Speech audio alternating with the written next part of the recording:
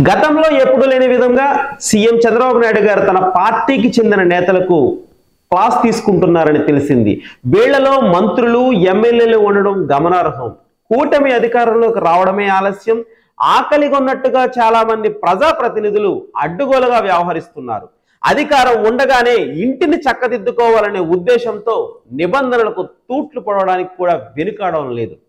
ఈ నేతలు చేస్తున్న పనులు శృతిమించుతున్నాయని నిఘా వర్గాల ద్వారా చంద్రబాబు నాయుడు గారికి చేరినట్లు విశ్వసనీయ వర్గాల ద్వారా తెలిసింది.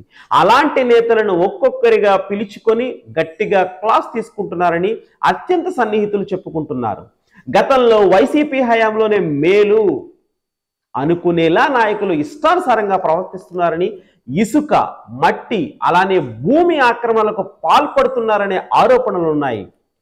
చంద్రబాబు నాయుడు గారు మాత్రం గత 5 ఏళ్లలో భ్రష్టు పట్టిన వ్యవస్థను గాడిలో పెడుతున్నట్టున్నారు. కానీ క్షేత్రస్థాయిలో అలాంటి వాతావరణం లేదు. ఓడిపోయిన నేతలు, అలానే గద్దె దిగిన ప్రభుత్వమే మేలు అనే అభిప్రాయం జనంలోకి క్రమంగా పెరగడం ఆసక్తికర పరిణామం. కొంతమంది ఎంత చెప్పినా వినడం లేదని ప్రభుత్వ వర్గాలు చెబుతున్నాయి.